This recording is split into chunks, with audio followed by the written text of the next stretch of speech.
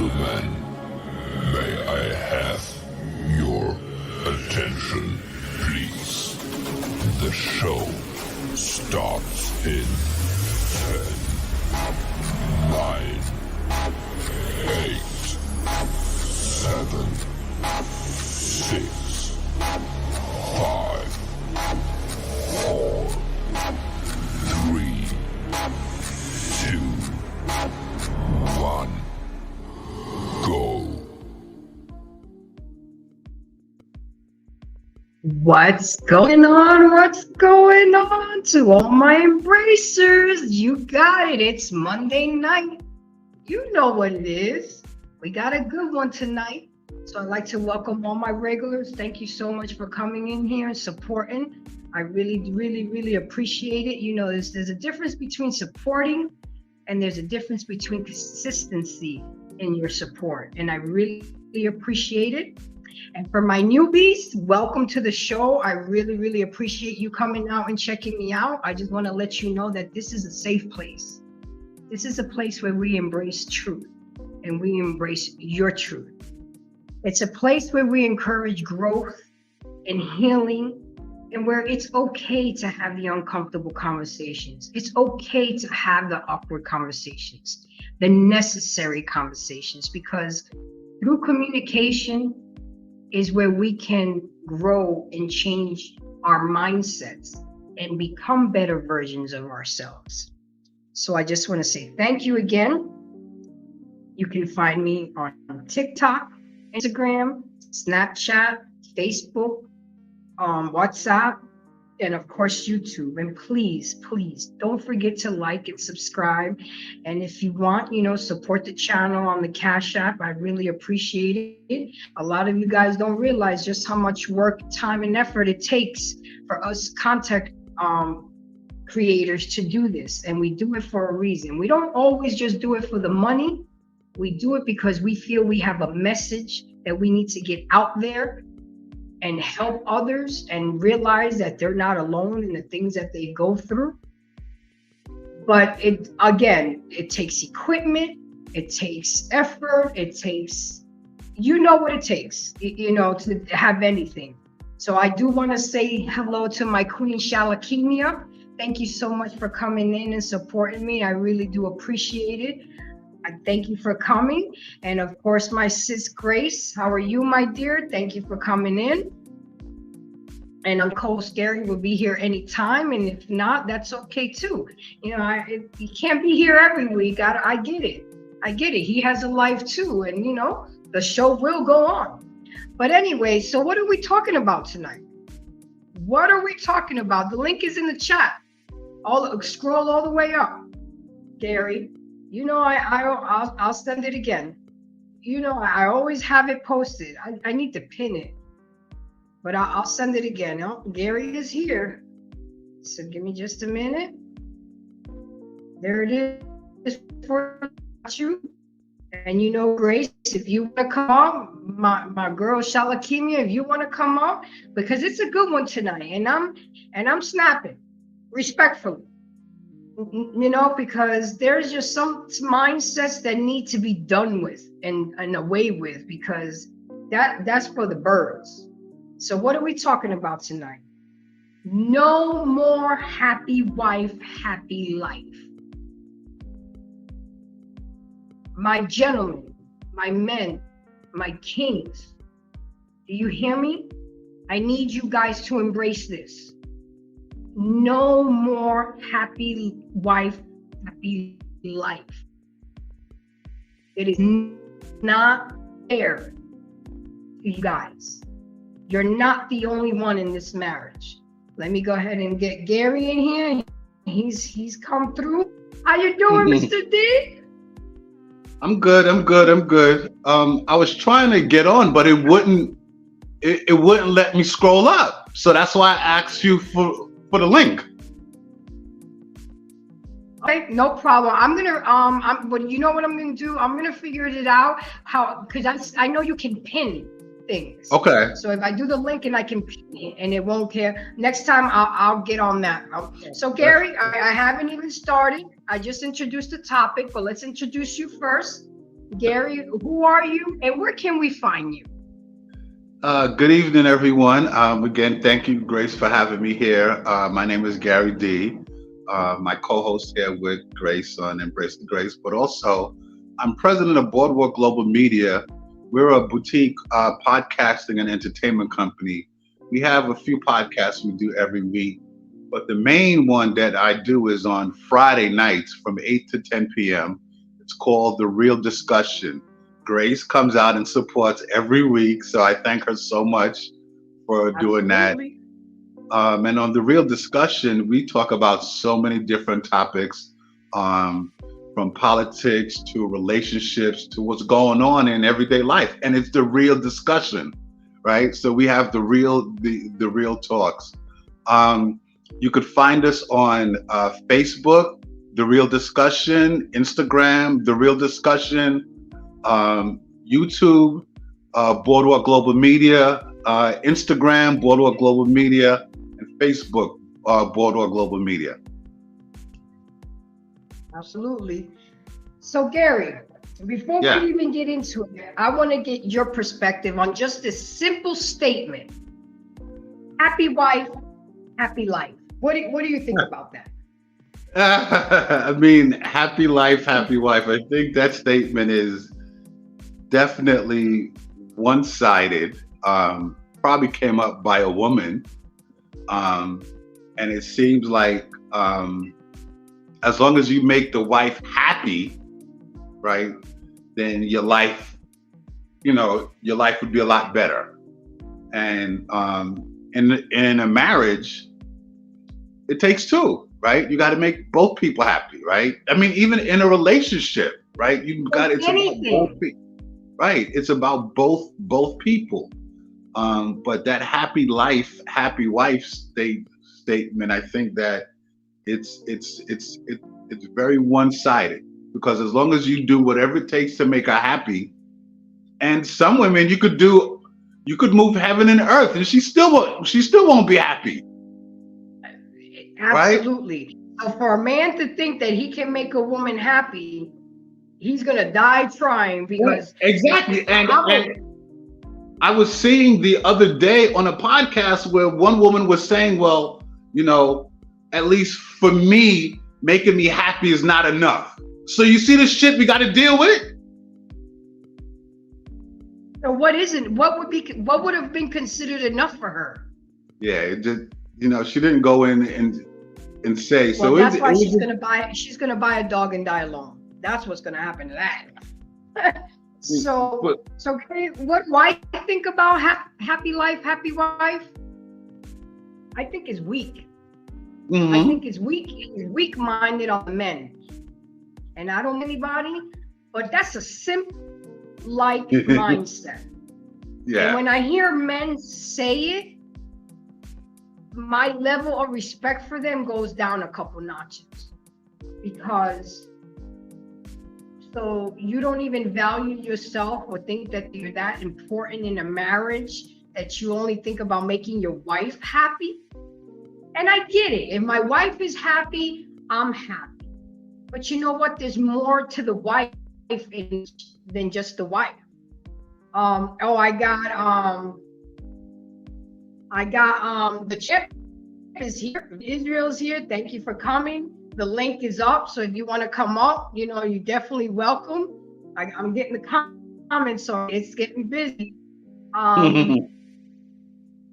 See Grace, she's gonna buy a dog and die alone. Yeah, she is. That's what my beloved Kevin Samuels used to say: buy a dog or die alone.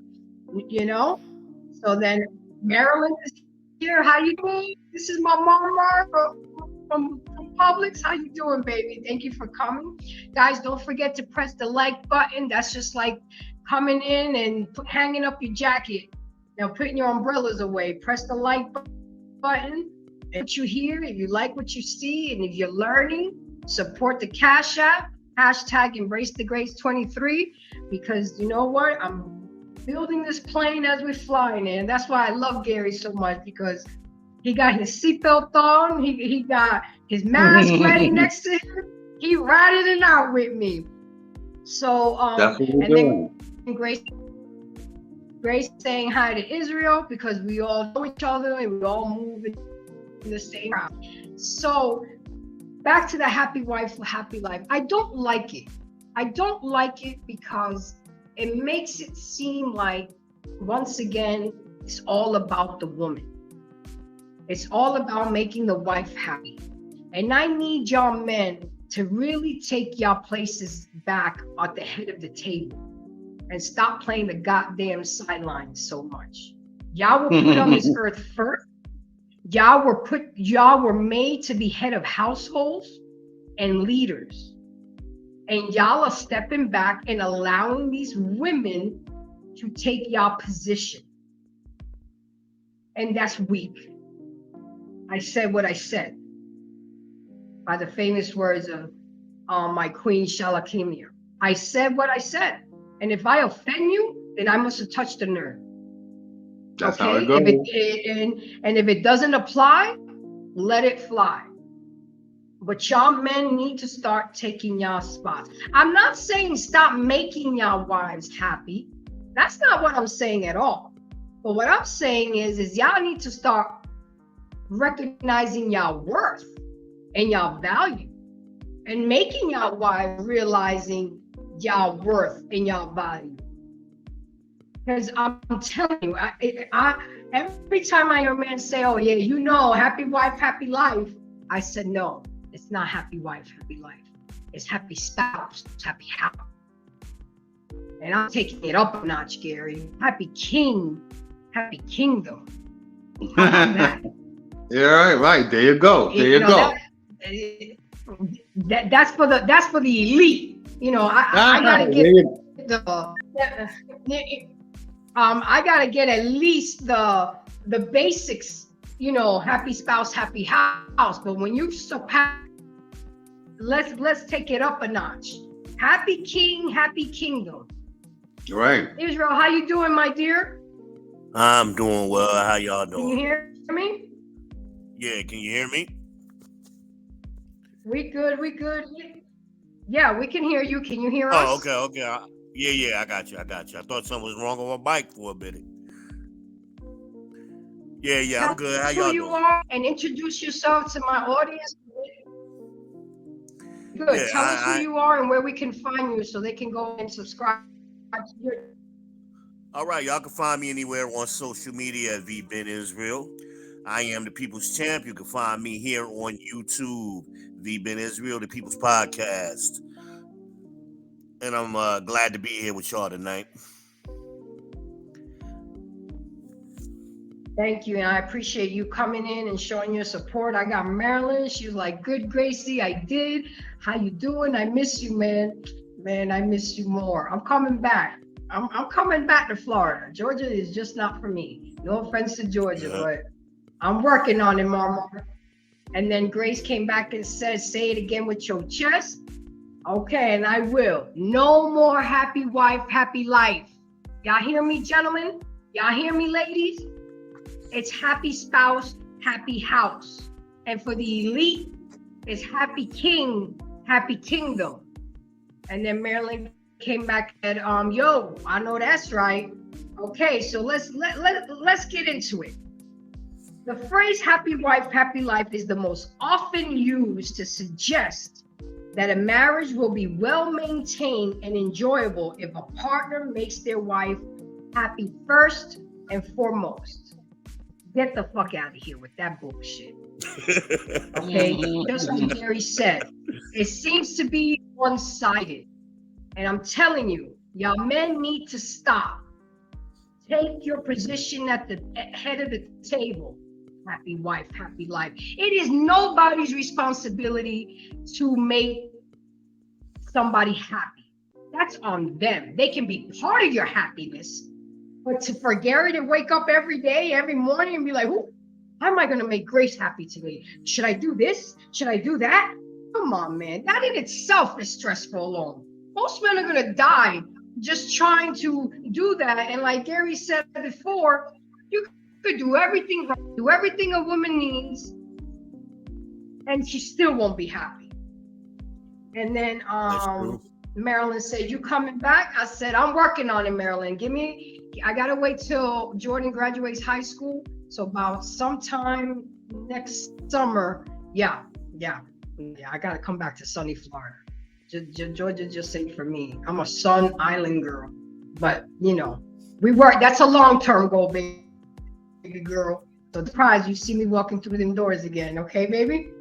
But anyway, my thing is what about the husband?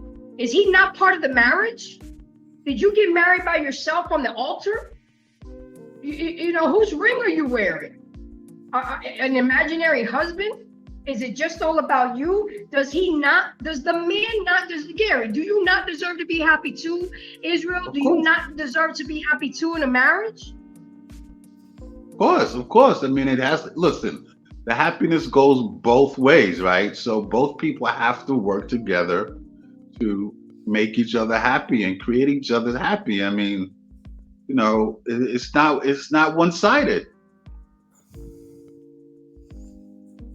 Yeah, but I like it one-sided, and therefore giving these women the okay to be self-entitled, self-absorbed, and think that the fucking world revolves around them and that their shit don't stink just because they got a vagina between their legs. And I know I'm being kind of crude and harsh, but y'all women need to come back to fucking reality. Because we need men. And for y'all that think that we don't need men and y'all so independent and shit, then okay. If somebody breaks into your house, don't call 911. You deal with it. Next time there's a fire at your house, don't call the firefighters. You deal with it. Next time you run out of gas on the highway, don't accept no help from no man. Because you're independent and you're strong and you can do all this shit by yourself. It's only you're only traditional when it's convenient to y'all, and that's not fair and it's not right. And yes, I am an men because I think that men don't deserve enough credit. They get shoved to the side, but women just don't realize the importance and the value of men. And this is why I am on these YouTube streets to make make women aware. And also because I have a son. I'm a boy mom to the 1,000%. And I got Hurricane here. He was like, hold on. Hurricane say, what's up, everybody? Salute. What's up, everybody? Thank you for coming. I really appreciate your support. Don't forget to press the like button. And then Marilyn came back and said, both gotta be happy. Exactly. Till death do us part. Us. A marriage is not singular. It's we. We. In a sense, you're an excellent wife. Go ahead, Israel. I'm sorry. The whole concept of making somebody else happy is the problem. Happiness is your responsibility. It's not somebody else's job to make you happy. That's why it's not in the marriage vows. But somewhere along the way, we started focusing on this temporary state of being called happiness. And it's a temporary thing. What about duty, honor, respect? We don't talk about those things, but we talk about making somebody happy. I will, sir, and I will. You know what I mean? Absolutely. And an excellent wife is a crown to her husband. But you see, a lot of women have it twisted. They trying so hard to be like the man that they've forgotten their role because they trying to be like men. And that's where we get it wrong, because no matter what religion or culture you follow, one of the wedding vows that every man and wife takes, and here you go, Israel, is that it is their duty. It is your duty to fulfill each other's needs and wishes. The role of a husband and wife is to fulfill each other's needs, wants, wishes, and dreams. Not just hers. Okay? Ladies and gentlemen, not just hers. But even with that definition, a wish is only part of it. It's not all of it, you know. So again, like we're forgetting out, we leaving needs out because we're focusing on her wishes. Like you're a genie or something. No, or like Dave Chappelle said, "What do you think? I'm Santa Claus?" You know, I ain't Santa Claus. Like Exactly. Exactly. And then in the article written by Heather Riggleman on crossword.com, it is the phrase happy life, happy wife biblical, or is it just word of advice? So with that being said, the concept of happy life, happy wife, happy life can nonetheless erode a marriage if not put in proper context. Again, yeah. realize what this does to you mentally. You know, y'all go around here trying to satisfy your wife and make her happy, but that shit drains you. It stresses you out. You trying to make the next motherfucker happy? What about your happiness? And it's constantly again. changing, I'm gonna, you know, exactly, especially with a woman. You know, today I might like spaghetti. Today I may like spaghetti, but tomorrow I want lasagna. I mean, it's exactly. And now, me personally, I'll eat lasagna every day, just so you know. I mean, you want to make me lasagna I know every that's day, right. I'll take I that. make I make it homemade. I make it homemade, the sauce homemade and everything. It takes me about a that's day how and a I do half to it. make my lasagna. So, gentlemen, while it's noble to aspire a husband to make his wife happy, it has implications that a husband expects to be rewarded for accomplishing things on the honey-do list and making his wife a priority. But what about the husband's priority? What about your needs? What about your wants? What about your dreams? And I have a video. We're gonna go to I have 3 clips. I've set it up nicely. So we're gonna watch one video to give you 3 different perceptions. But let me go quick to the comments to get them out. Ray said, heck, the Bible doesn't even guarantee happy. Joy in suffering, yes, but not happy. Exactly. And then came back and said, happiness is fleeting and joy remains. I try not to get too religious on my podcast, but, well, no, not say but. However, I do believe in God and I do read my Bible. So there are things that have to coincide and align with me in what I'm trying to talk to you guys with. You know, like we were talking about last week, Gary, a lot of these women wear white. You know, they might get married by the church. They want to say their vows in front of a pastor, but they don't want to fulfill the job description of a wife that it says biblically. Because if you're getting married by the church, I'm assuming you're implementing God in your marriage. Is that safe to assume? Yeah, well, I think that but I think that there are a lot of women that they like the idea of marriage, right? So the idea sounds great. It's wonderful. Because what's the first thing that a lot of women either like to do or do? The moment they get their engagement ring, they showing it off. Yeah. Right? Yeah. So and when it comes to, you know, getting the wedding dress and the whole ceremony, like the wedding, it's a very and as it should be, a very special part in. Okay, can you hear? I see you disappeared. Yeah, we hear you. Okay, so the wedding. Oh, so. Hold on, the video's on, Gary. Oh, okay. Too, because we so stressed out. You'll have man. You'll have to spend it on there finding what it is that you're passionate about and you pursuing that. And then that way, when you come home to me, you whole. You're not, you know, there's not a big void that I have to fill here. And that's all she's saying. It took her, you know, finding the Lord to learn that. I'm good with it as long as you learn that. And a lot of women need to learn that.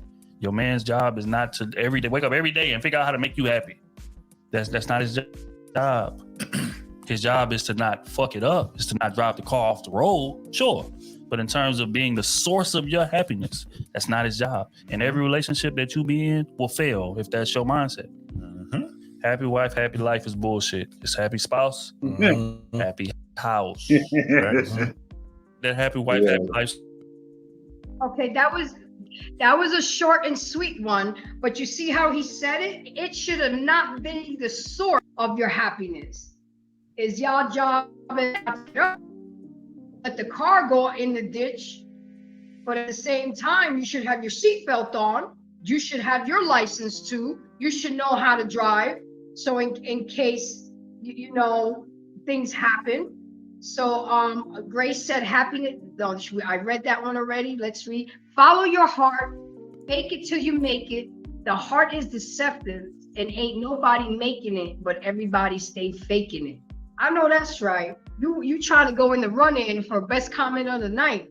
I'm gonna have to start doing something with that, but I gotta get cash apps first, because what I can do is cash app the person that has the best comment of the night. So I gotta build that first, Grace. And then, but right now you're in the running for it. And then Marilyn said, hi, Gracie from Alexis. Hi, Alexis, how are you? Gary, where you at? There he goes. Go. That wasn't me. I guess that was YouTube. So or what did you think of? Yeah. What did you think about that video? We'll start with Israel. What did you think about what he had to say?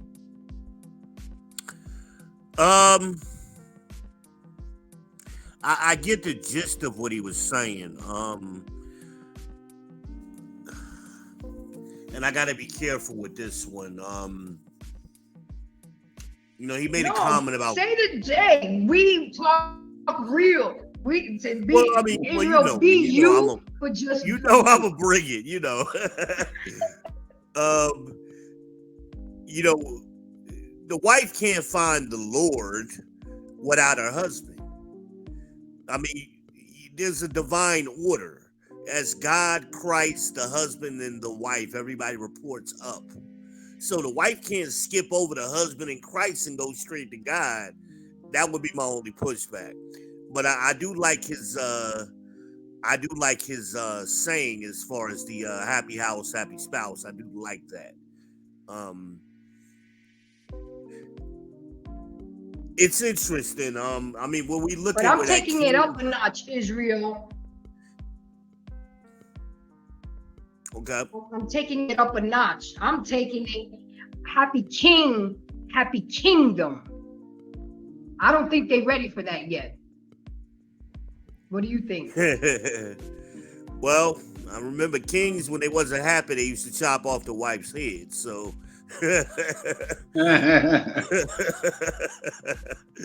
Yeah. They got straight to business. And my boy back Wally, then, you know? he said, exactly. Boy Wally says, salute. I'll watch the replay. I'm on the road. Thank you for chiming in, Wally. I really appreciate your support. Just don't forget to press the like button. I think you're wrenched up now. I worked on it last night. So if you have a chance, just say hi in the comments and see if I did it right and see if you got your wrench, okay? But be safe on the road, okay? And make sure you got your seatbelt on, boo. Okay, so yeah, they ain't ready that is. You know, I'm just trying to get them, I'm just trying to get them to understand happy spouse, happy house. But only the elite will understand happy king, happy kingdom. And most women ain't ready for that, because to them, most ninjas ain't shit anyway. So Well, you know what I'm saying? So I got a lot like, what if the thing that makes your wife happy is crack? Are you gonna give her crack every day to keep her quote unquote? No, you're gonna happy? put her ass in a rehab and until she gets better. But you got some people that'll give her crack. You got some dudes who simp so hard, they'll let their wife smoke crack. Those are the neighbors. That's not husband. That's an neighbor. But it's, I mean, no. When you're about to get married, I mean, like, who are you marrying? You're supposed to know, at least I believe, you're supposed to know the person that you're marrying. And I do know in some cultures, you know, your husband and wife is picked for you, and then when you get to a certain age, the family bring them together and stuff like that. But I mean, I guess for those of us in the Western world here, like, who are you marrying? So you're supposed to get to know who this person is, what they're about, what they're into, likes or dislikes.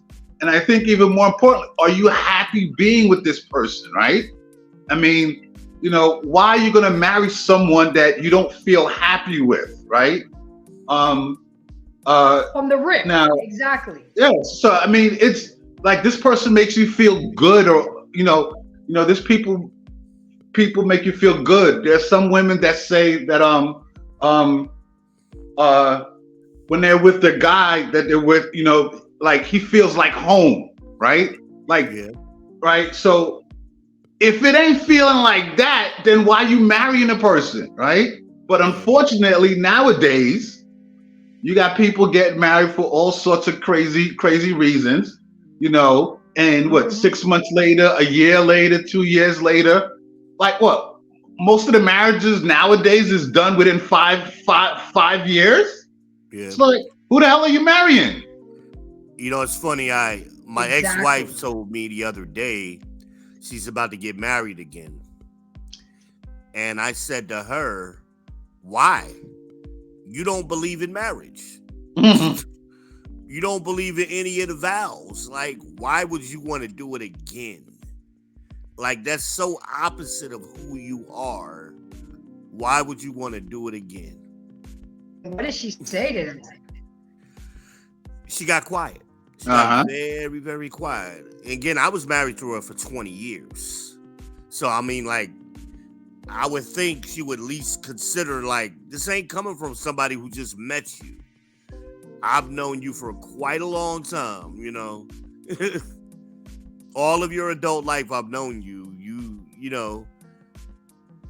Parenting, we were fine together. That wasn't the problem. It was the marriage part that she struggled with.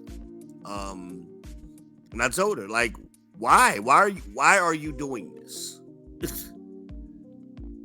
And second time divorces have a higher failure rate, as Gary just pointed out. Hell, they only lasted 5 years. That's the first marriage. Absolutely. That's right. Yeah. So the second time around, it doesn't get better. Like, you don't get better at this thing. We get worse in Western civilization at second marriages. I mean, they got like a 90% failure rate or some shit like that. That's right. And she's the worst person ever. I'm Absolutely. like, you're horrible.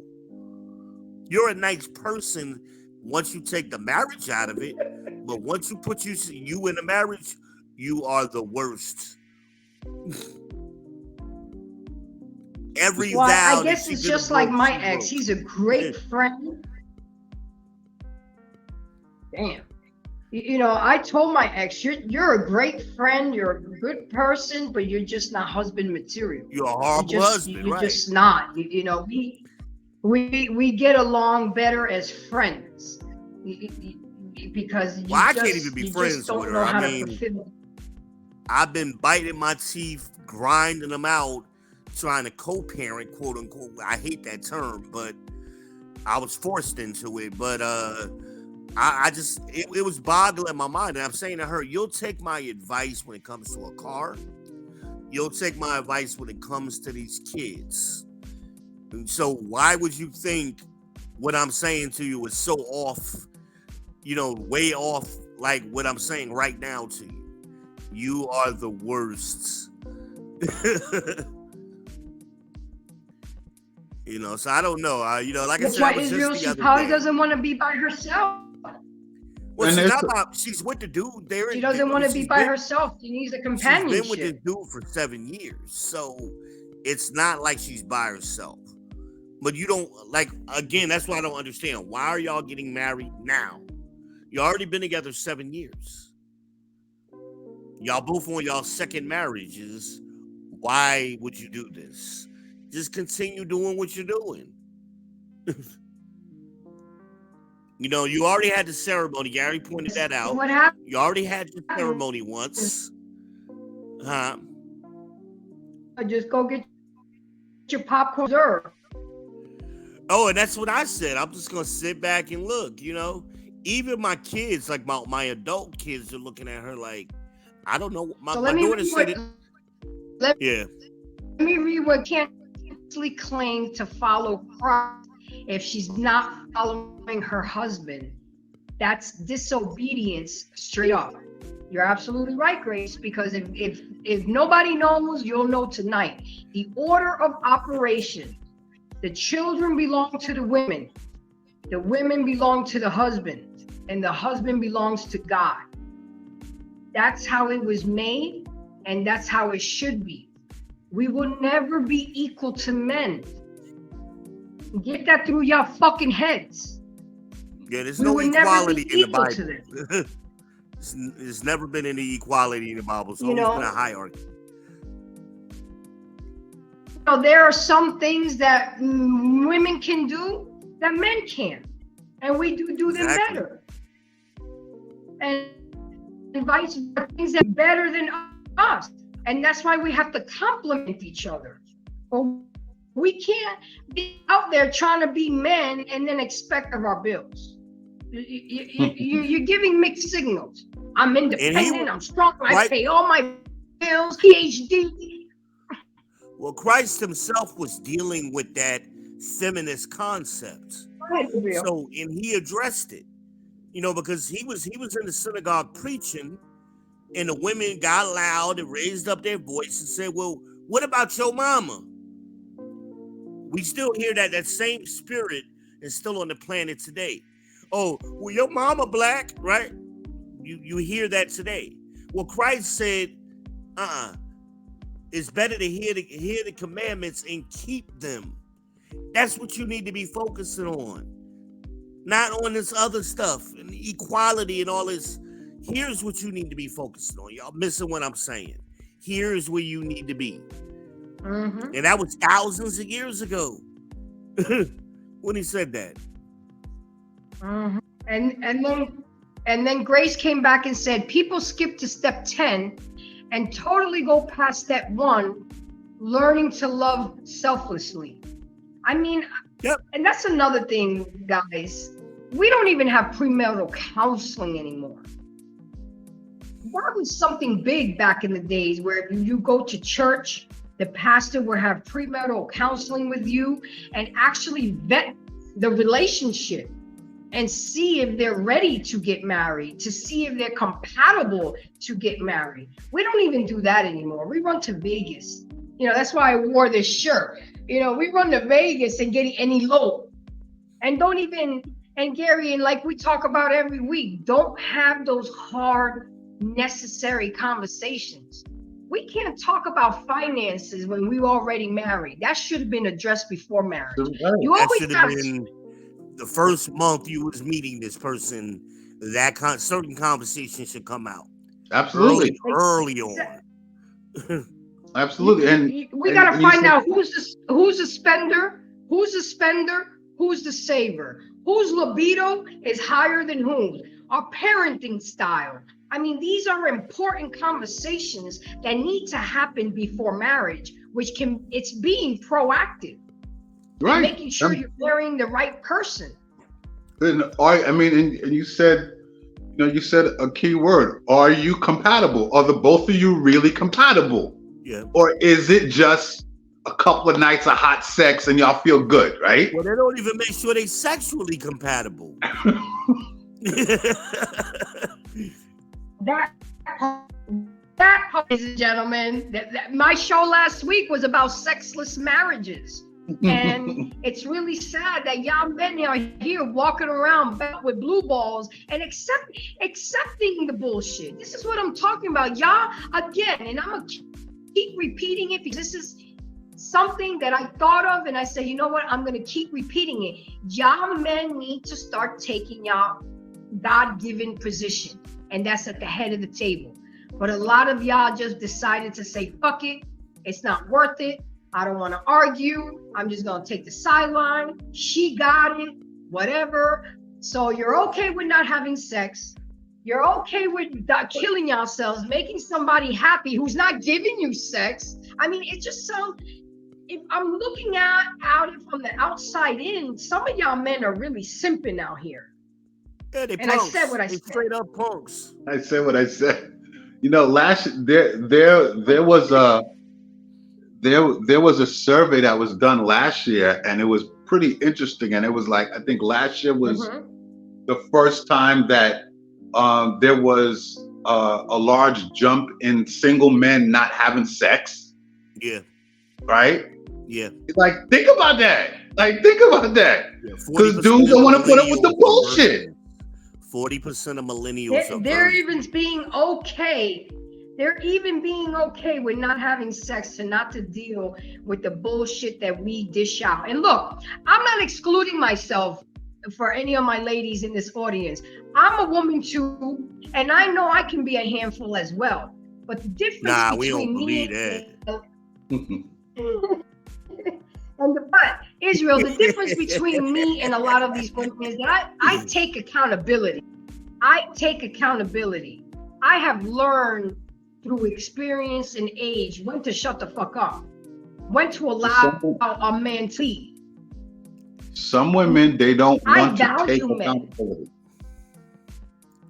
They don't. Some women, Some women don't want to take accountability of their action or what they do, or they want to blame it for, or they want to blame some type of trauma that they've dealt with, but they don't want to take the accountability.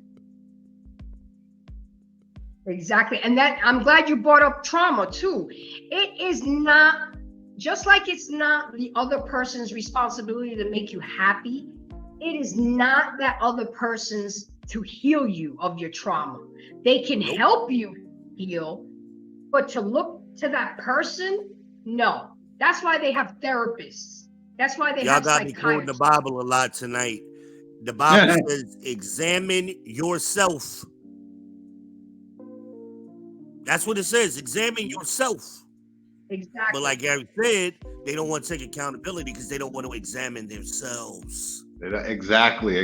They don't, like, you know, it's anybody, like any of my women friends know me. I'm a communications person. Like, we got to be able to communicate effectively. If we can't do that, it's not going to happen. Right? Because nothing works without that.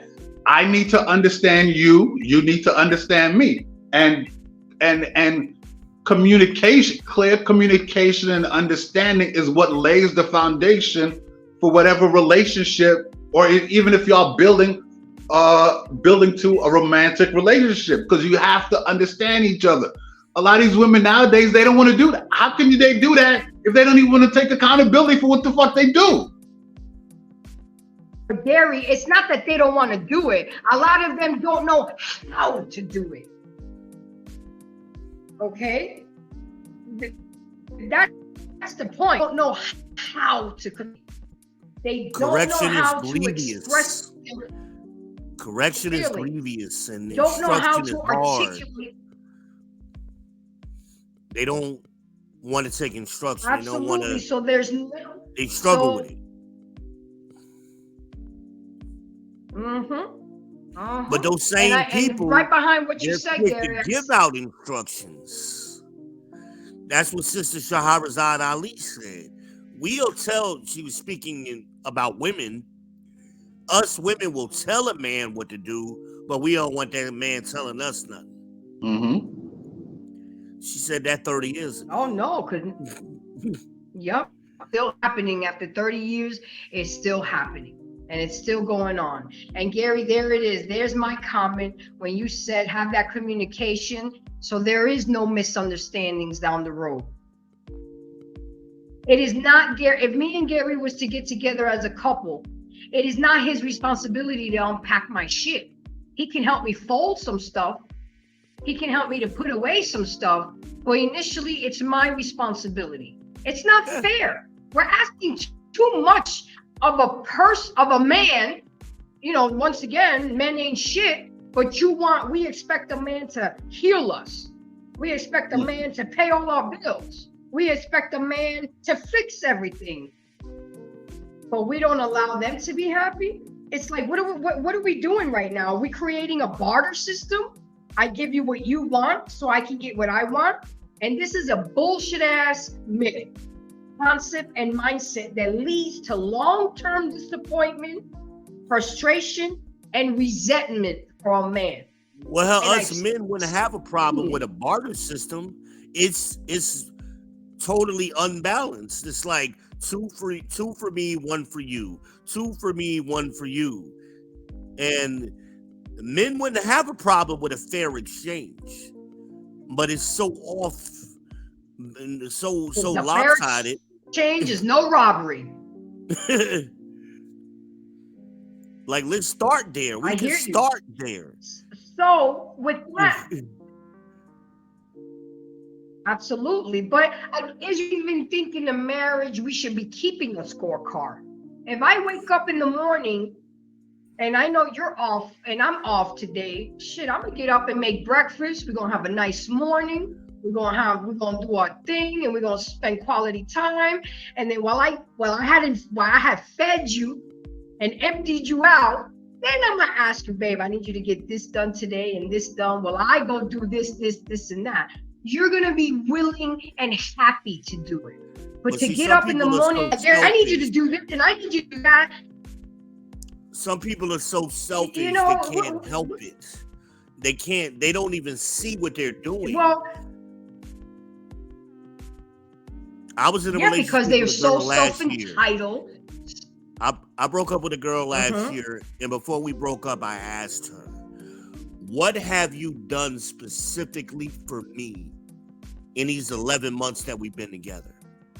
She couldn't name one thing. I said, look, I could give you 10 things I did for you last week. And then she go, why are you keeping score? I said, no. If I were keeping score, we would have been together 11 months. I like that. I like that. Real about it. Like, you're keeping score because you're always adding points to your side, but never to my side, you know? And I can't stand them chicks who are tit for tat. They always remember what they did, but never what you did. Oh, it's always like that. It's always like that. But also, too, you know, in my experience, they, you know, just as you say, they all. So I think there's been this mentality that women think or feel that men don't have good memories. Well, I'm one of those guys that I have a memory like a camera. Me too. Right? So that shit don't work with me. Grace, where'd you go? I was enjoying looking at your new camera setup because your camera looks good.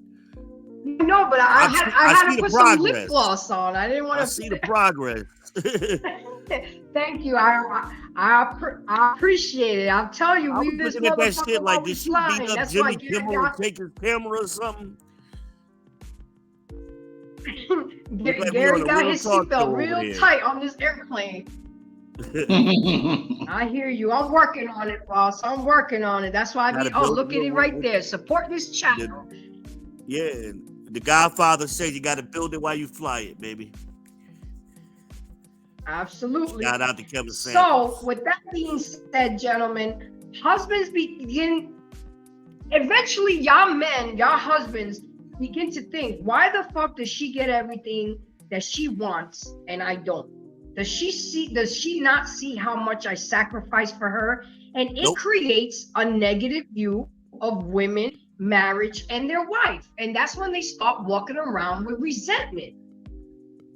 And as for the women, this concept may seem like a great situation, but it creates a sense of entitlement and holding all the power in a relationship. And a wife has the capability to reward her husband or destroy him with her disappointment. So men, my gentlemen, my kings, even my pookies and ray-rays, I'm talking to all of y'all. Y'all need to take y'all position at the table. And I'm not saying turn around and go be a bully to y'all wives, but be more firm. Put your foot down. Do things a little bit differently. And either she's going to accept it or reject it. Well, some men are so scared. Physically, it is going to fuck with you. They're so scared to lose that woman And I think that's where a lot of the problem originates from. They're scared to walk away from a bad deal. And they'll just stay in it instead of walking Not away only from that, it they're going to early lose on. half their. Well, I mean, I'm talking about before the marriage. They're going to lose half their shit, and they're going to lose Before their the marriage, kids. they're scared to walk away. But- Because like but- Gary pointed out, you got so many men not having sex, and they get sucked into now she giving them some. Oh, I don't want to go back to that secular, that involuntary celibate life that I was living before. I'm gonna keep my mouth shut. But see, I think that, you know, So you I settle. get You put up. in my opinion, when you're a true alpha male or you're a dominant male, you control the situation. And I think that some of these men, you know, and you know, I think that some men, they don't. Let me rephrase that. Women, they know who they can mess with and who they can't mess with, right? So they know who they can push and who they can't. And I think that the ones that they feel that they could push and sort of get away with, that's who they wind up dealing with. Because a guy that's not going to tolerate their shit, you know, is going to cut them off or not deal with them or leave them alone. And It's about leverage. Yeah, and I think because I even said last week, it seems like in women's younger age they want the bad boy, right? The very bad boy. Then when they get to a point when they want to settle down, they go for sort of the beta-ish male that's not as aggressive and dominant, right? So yeah, that's willing to clean up their bullshit that they created. Exactly. Right. So, you know, and I think I think, you know, that's a problem too. But you know, with some of these women nowadays, they're. And the Bible talks about that concept that y'all are describing. It refers to it as standing upright. It always tells men to stand upright. You know, what the girl said to you earlier, say it with your chest. That's basically what God was saying, you know. Say it with your chest, nigga. Stand upright. This is where we hit the brick wall. Like, yeah, this right. Becomes So a vicious cycle. With the single mother epidemic. Go ahead, Gary. Go ahead. I was gonna say, I think with some men, with some men, they have to, or that man has to be sort of the brick wall that she runs into, because unfortunately there's so many of these simping type guys that allow her to get away with this shit, right? So that guy or that last guy or what have you, he needs to be that brick wall that she runs into where he doesn't tolerate that shit. It's like, no, you're not doing that shit here. And sort of put her in her place. Well, good point. And my wife said to me during that conversation, she was trying to explain the difference between the new dude and me, right? And I told her, I said, I see it clearly. I said the difference between me and him is you couldn't get away with certain shit with me. And she says, what do you mean? I said, the fact that you're always calling me about y'all's problems, I would never let you call another man to solve a problem in my house. But obviously he's very comfortable with that. And that's a problem for me. Oh, he doesn't know. He doesn't know. No, he knows. Because sometimes she'll be on the phone with me and he's right there. See, I can definitely relate, because in my past, I've also had women that have said to me, Gary, I could never do that. Like, you would never tolerate this kind of behavior, because whoever the new guy is that they're dealing with, she literally said, oh, you know, you would never tolerate that, or I could never do that with you. Like, you got to be that guy. You understand? And I said to her, "It's you know what's what I'm saying." What's the example you always give, Gary? Sorry, Israel. My bad. Go ahead. Go ahead. No, go ahead. I'm listening. What What's the example you always give when your girls go out, when your girl Oh, goes out with her oh, friends? yeah. So yeah, it's like, Yep. well, you have to be the guy where when your girl and her girlfriends go out and they having their drinks or what have you, and they go around the table talk, each of them talking about, oh, I do this and my man lets me get away with it, or I tell my man what to do. And when it comes around to your girl has to be the one that be like, my man don't tolerate that shit. Yeah. And they all looking at her like so so you have to be that guy where that's your girl. It's like she she listening to her friends talk and talk about how they're basically manipulating their men, right? Basically, because that's what it is, right? And your girl has to be the one that's my man don't tolerate that. And I told her, you looked at me as I was trying to control you. I looked at the situation like I was protecting you. Right? See? Exactly. And that's where you and I had to disconnect. Mm-hmm. And I said, ask yourself this: are you better now, or were you better with me? Right. Like, let's be real about it. And what was her answer? Israel. She got quiet again. I said, hey, you lived on a cul-de-sac. You had a luxury car, a Land Rover. The kids were straight. Now, where do you live? You live in the hood. I said, even the car you're driving, I got you that car. I said, so you haven't improved, even though you've been with a man for 7 years. He hasn't added nothing to you. I said, this ain't me hating. I'm stating the obvious thing that anybody looking at you could see. I know people who've known you all your life are looking at it like, hey, you was better with the other guy. I know they're looking at it like that. But the problem is you don't see it. Because you were the guy who's letting you get your way. Exactly. And you're telling yourself, oh, I'm living my best life. Even the kids don't see it. Like, hey, we was good with dad. Like, exactly. My kids are looking at her literally like, what are you doing? You left dad for this?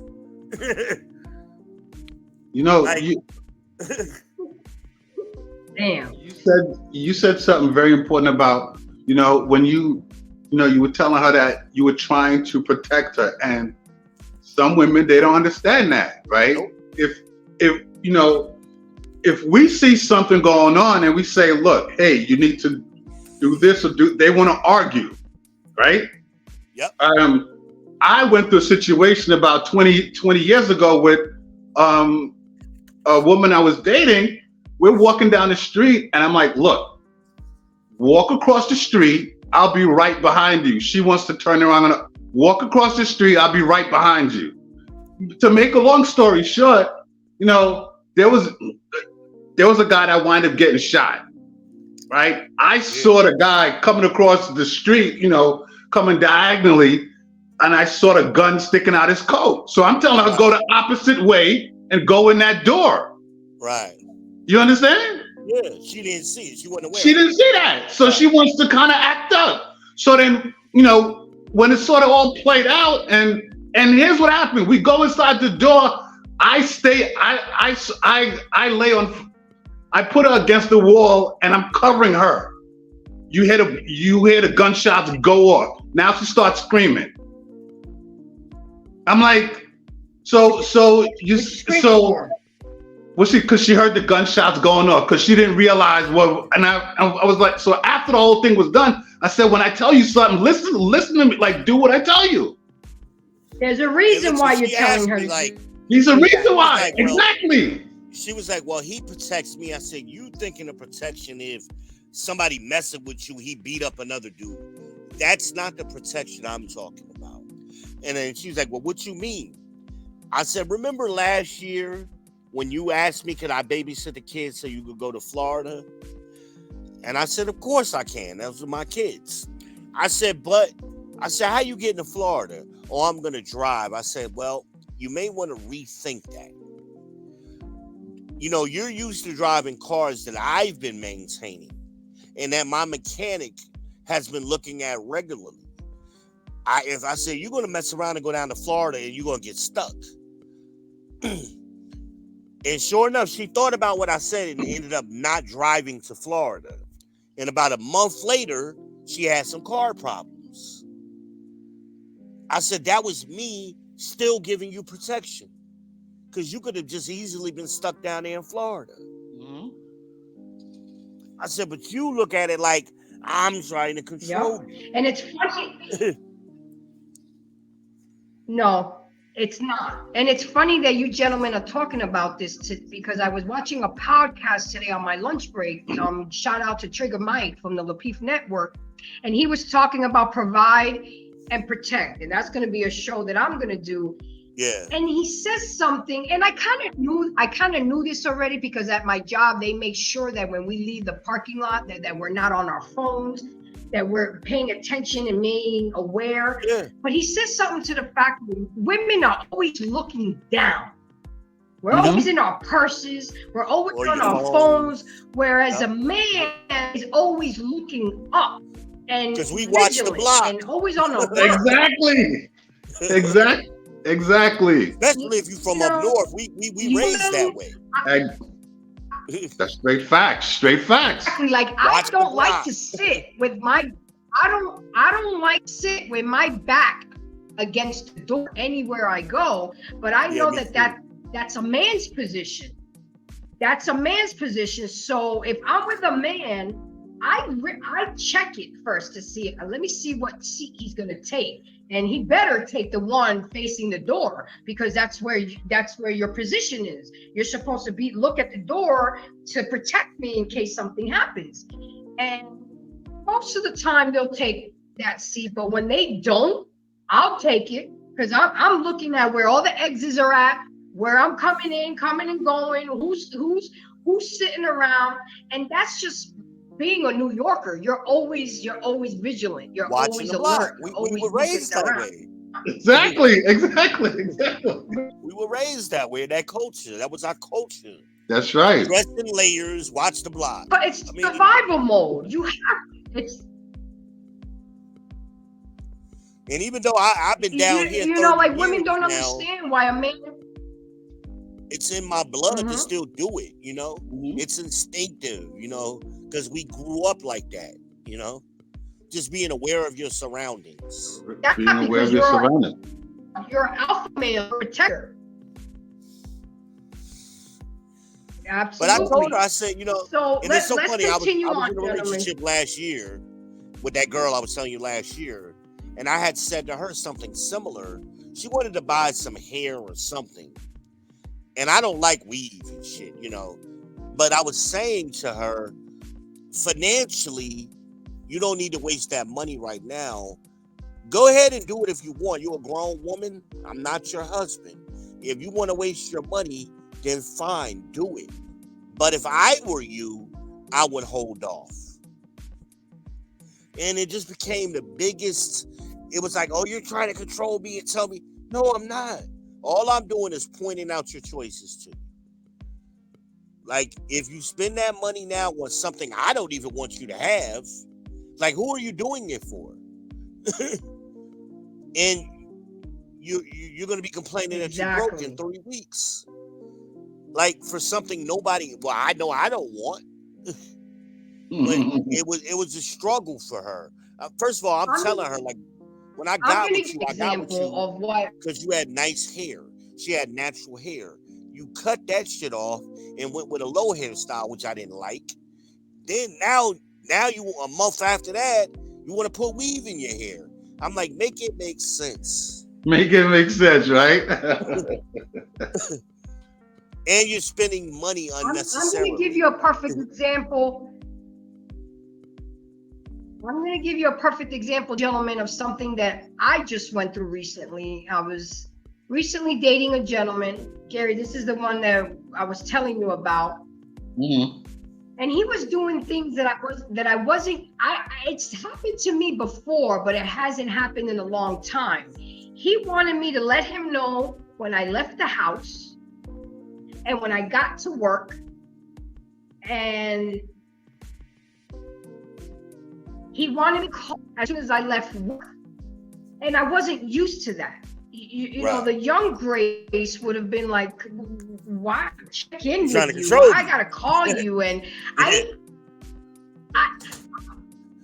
no, what it was, he knew that I have to drive 50 miles job, and he wanted to make sure that I got to work okay. Safely, right. He wanted to make sure that exactly. The only thing we kind of bump heads is like, look, I can't call you as soon as I get off work because I have to decompress. I go to the store, get my little drinky drink, you know, take my uniform off, ride out with the sunroof. You know, I have to.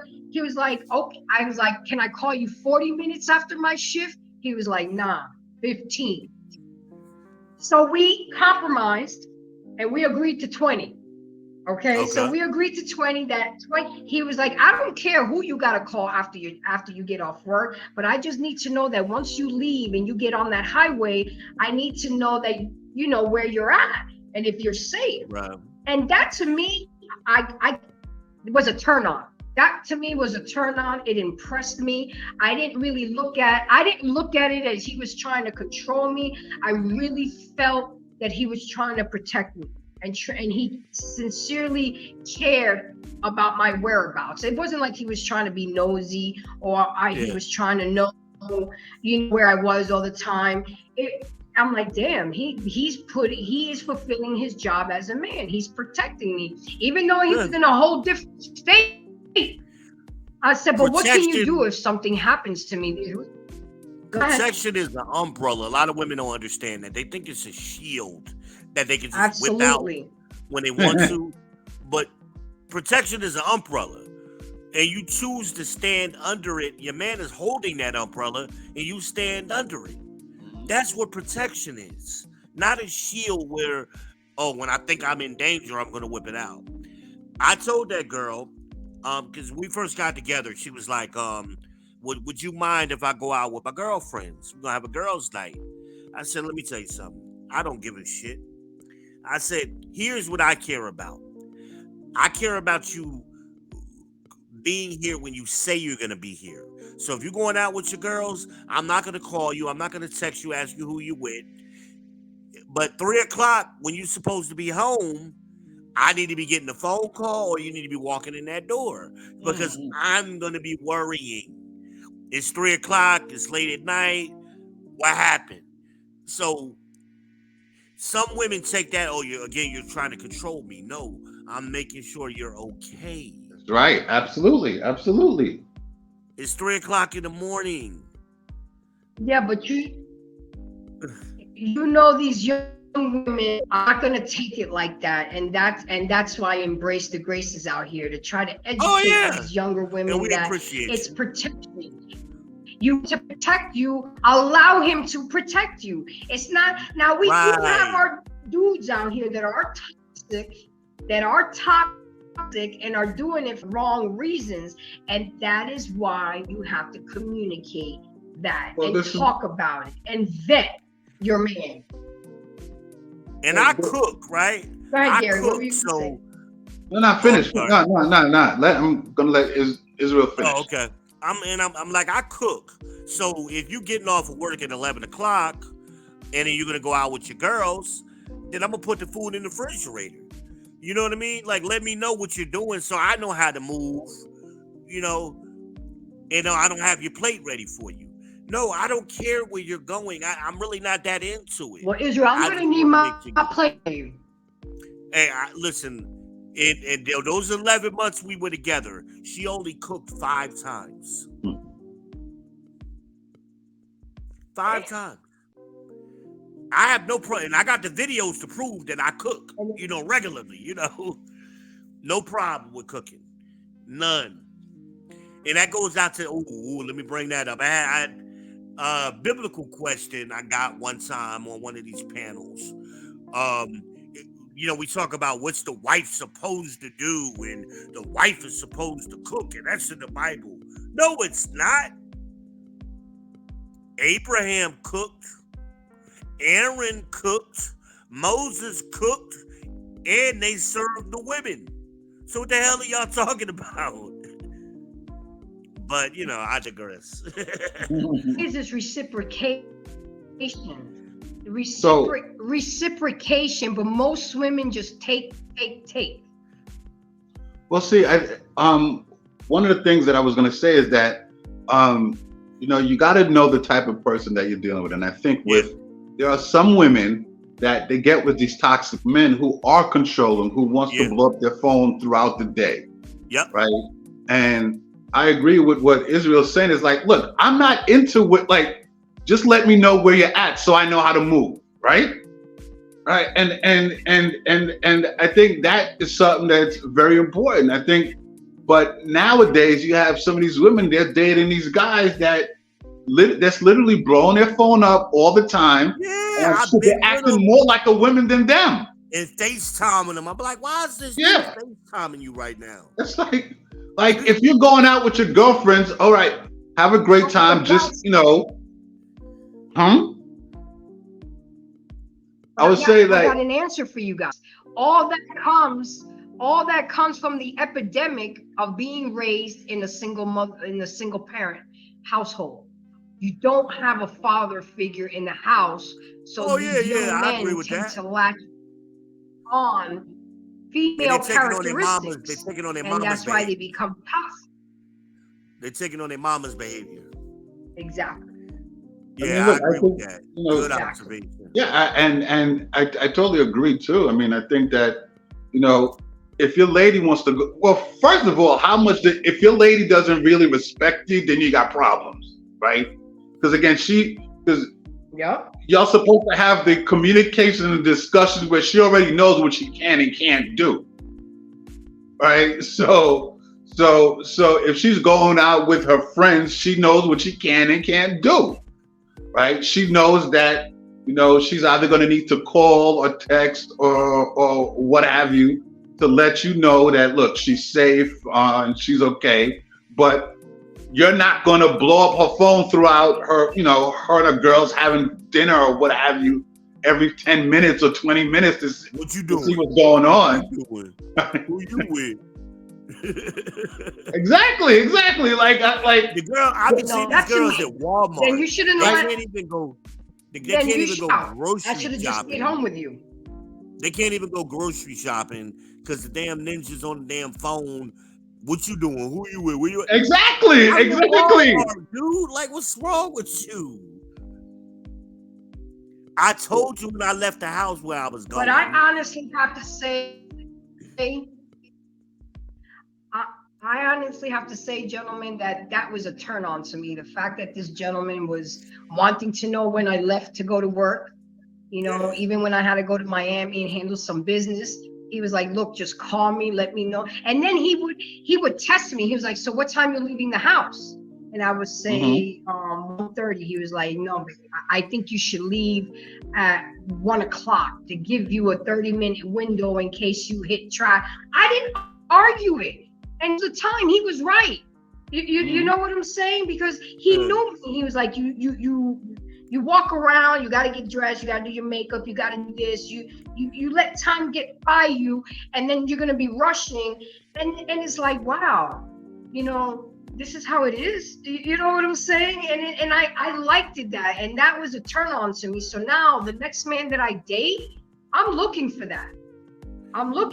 Because that made me feel safe. That made me feel secure. And that is what allowed me to be in my femininity, because he was taking his position and being masculine. Okay, granted, he was in another state, but at the end of the day, if something went wrong, he knew right away to call AAA, or what I needed to do. He would give me the play and I would execute the play. But most women, I guess they think they can do it all. I know how to change a tire, but I'm not changing a tire. I'm sorry. I'm just not. I could call AAA and they can change a tire for me. Man, y'all going out, let somebody know where you're going. It's a simple thing. Again, I'm not trying to control you. I'm trying to make sure you're safe. And I remember me and my sister Ebony was talking. You just trying to be in my business. I said, no, baby. You're still here, aren't you? I said, that's not by accident. Because you got somebody looking out for you, Also, it lets whoever you're going out with They don't know see. somebody's looking out for you too. Yeah. Because men will take advantage of you when they think Like I told my. you're by yourself. Absolutely. Very That true. you're Very alone. true. Yep. Yep. Very But if- true. But Yep. if a Today I dude learned on that knows, podcast that I was telling you about. Most men they pick their prey on who are they gonna rob or Yeah. anything, and Yeah. statistics show that most that of them will gazelle pick that's a woman hanging, that's who's alone. behind the pack. That's the one that the lion goes after. And he talked about just the presence alone of a man is protection, but women don't realize that. They don't realize that. And I told And I I'm got like, six wow. sisters. And this is what. I got six sisters, and I told them, ain't none of y'all been in no domestic violence with no man ever. Why? Because my presence is known. Period. It makes a difference. It does. It A definitely. man will treat you totally different when he know, oh man, her brother, her brother's there, he watching out. He got an eye on her. How brother? And I told the girl that. I Number said, and your five brother's people pick 4 up the hours phone. away. Your brother's 4 hours away, but I still got the answer to that man. I got the answer to him. Because I know if it's me, something happened to my sister, I don't care how many hours it is. I'm on my way. Niece, sister, I got niece, sisters, cousins. I said again, y'all don't know I'm what gonna protection do another is. video just to break the ice. Okay? All right, go ahead. You're right. Here, I got another video. Hold on.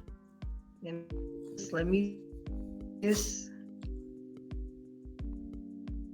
look at Grace doing her sharing here and doing it right. I remember when you couldn't do none of this.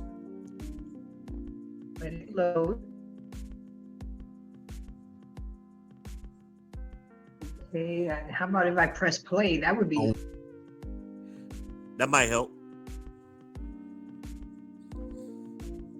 Yeah, right? Yeah. In just a second. Means that a woman said, happy wife, happy life. That's not true.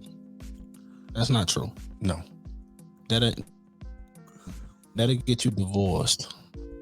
Men, we understand when divorces happen, all that follows.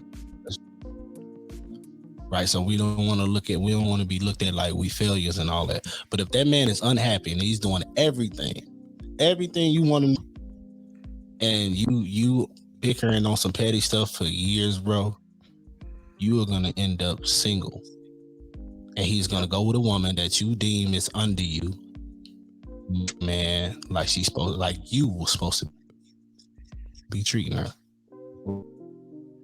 I see that all the time, bro. All the time. Happy wife, happy life. That is not true. That is if both of y'all happy, then y'all got a happy life. It ain't no one side to that. Not one side. Absolutely. I think in a comment on one of our things that a woman said happy life. That's not true. That's not true. No. That'll get you divorced. Okay, so what did you think about?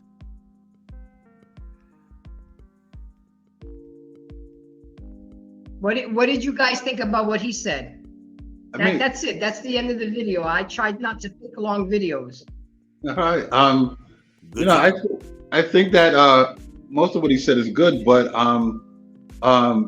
one of the points that stood out is that there are some guys that I guess when the wife wants to file for divorce and he divorces, and I guess the guy goes and get another woman that may not be, let's say, as attractive as the wife, right? But this woman does everything, right? She does so clearly the wife gets the ex-wife is mad, right? Yeah. Right. And so what the guy was saying, he's absolutely right, because I've seen that too. Where, the current wife, she doesn't want to she's not appreciative of all the stuff that he's done, wants to file divorce over something petty, didn't even want to talk to him about it.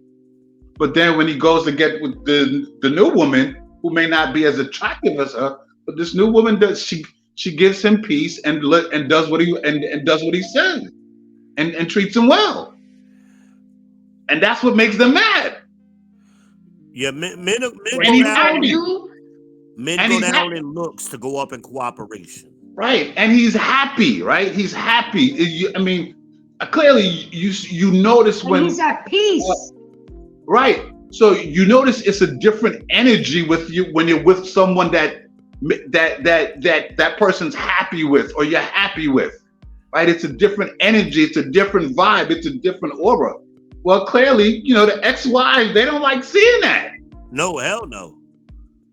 They don't want to see you happy. Oh well. Exactly. What you want, the next female will, and that's Well, what the happily next do. person will, and that goes for both ways, Yeah. happily and willingly and able, Right. and it is. So it's important that both parties, hubby and wifey, remember that their spouse is not responsible for happiness.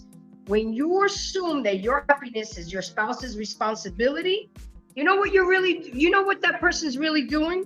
They're asking a flawed human being to be God in the area of your life. And only God will find your true happiness. So you're actually asking that person to do more than God? Where they do that at? Yeah, right. The only time the Bible speaks about happiness, the Bible speaks about happiness. The only time that I'm aware of, it says happiness comes from understanding of the scriptures. That's where it comes from, and that goes to your point. It's a divine thing, because all scriptures come from divine inspiration. But again, another person can't make you happy. It's your responsibility to get there. It can be part of your happiness. And then Israel in Psalm 37:4, it encouraged. Go ahead. No, go ahead. I'm listening. Okay. In Psalm 37:4, it encouraged us to take delight in the Lord, and he will give the desires of your heart. The scripture should be scored on your heart with two commitments. Commit to the idea that your partner is not responsible for your happiness, and commit to the idea that you are not responsible for your partner's happiness. There's got to be an understanding. I'm not responsible for making Gary happy, and he's not responsible for making me happy, but I can be part of his happiness. If I know he likes my breakfasts in the morning and I'm off that day, why not get up and make him breakfast? That's going to make him happy. Okay, no big deal. But I've heard some women say, I ain't cooking shit. He can make his own breakfast. Fuck him and da-da-da-da-da. But then you expect him to get up in the middle of the night and protect you if somebody breaks in the house. What if Gary would say to me, well, fuck that. You don't feel like cooking for me? You don't feel like doing that? I don't feel like getting up and protecting you. You see what I'm saying, ladies? It goes both ways. It's not just all about y'all. And y'all need to get off your goddamn high horses and realize that we need each other. We need men, and men need us. But y'all so busy trying to be independent that you don't even see in front of your face that we do need protection. You want somebody to provide for you and pay all your bills, but you're a strong, independent woman. Which one is it gonna fucking be? Okay, because I'm confused. Y'all got these men out here confused. And that's why they just said, fuck it. They're not even having sex with us anymore because they don't want to deal with the confusion. They just want peace. They want sex, sandwich, and silence. Period. I mean, they're not that complicated, women. Men are not that complicated. We're the ones that are complicated. We're the ones that complicate shit. They don't want to hear it. The scripture that I was quoting was Proverbs 3:13. Somewhere around there. Hold on, let me bring it up. Proverbs 3:13. Happy Okay. is the man that findeth wisdom, and the man that getteth understanding. It ain't got nothing to do with anybody else I doing saw it that for one last night. Yeah. But again, we And then to add that to Israel is. Go ahead. I thought you were done. no, Finish the go thought. ahead. I'm done. Go ahead. Okay, and then to piggyback what you just said, it says both. Hear me out. I say both parties must always look to God first and put their needs of their spouse ahead of their own. And the last and fulfilling relationship build on the foundation of trust, honesty, and respect. And I'm gonna read it. I'm gonna read exactly what Major said. The needs of their spouse ahead of their own.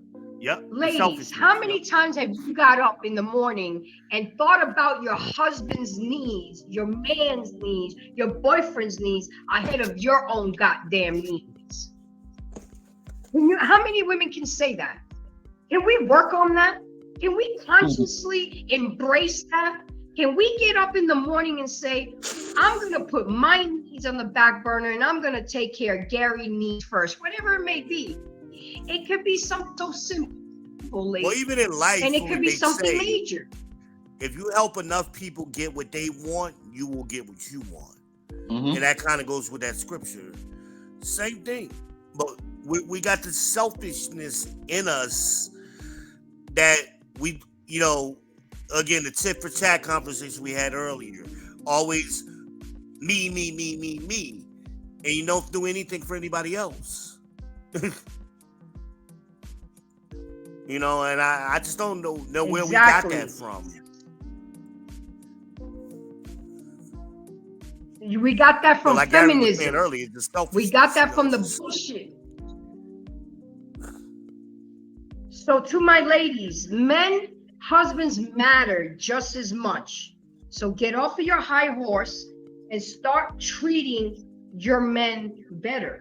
Start appreciating them more. Start valuing them. Because at the end of the day, with all these YouTube content creators and all these men in the manospheres, a lot of these men's eyes are getting opened. And they're getting wide open. They're fed up with our bullshit. And they're fed up so much with our bullshit that they're becoming passport bros. And they're going to a whole different country. That's why I changed the question. When guys say, asking a woman, what do you bring to the table? Don't ask that question, guys. Ask this question and say, what are you willing and eager to do for the man you want? That's right. Because if you ask it the other way, they're going to go, well, I am the table. Right? I am the table. Standing on 3 legs, am I you the table? No, what are you willing and eager to do for the man you say you want? I had a girl say she got stunned with that question one time. Well, a real man don't want me to do nothing for him. I said, no, baby, this is why you're going to be single. Like, I don't know what men you've been talking to. You think the man's job is just to serve you? I said, what happened to the help me? You're the help. Yeah. That means you're applying for a job. So if somebody got a help wanted sign out, that means you're coming to do a job. So what is that job? What are you willing to do? Nah, the real man ain't want you to do nothing. And does she have an answer for you? Nope, that was the comeback. A real man don't want you to do nothing for him. But see, it's interesting you say that. With a lot of these women, they like to throw out that term "real man," and I've always asked Pat. I said, "So, what's your definition of a real man?" Yeah, silence. Yep, silence. Always. They got these catchphrases. Yep, but they haven't really put any thought to them. Exactly. And then when somebody gives you pushback, they stuck, and that's where the silence comes from. Oh, the last dude, I shut him up. Oh, yeah. So they thought they got one on you. but they wasn't ready for somebody to give you, especially if you quick with the response, they stunned. Mhm. But what you mean? What you mean what I mean? Exactly. Exactly. Keep talking. I got one more good video. Okay. This is the good one. This is the good one. Hold on. Are you caught up on your super chats or I your liked chat? it. This one. This shows. Yep. Okay.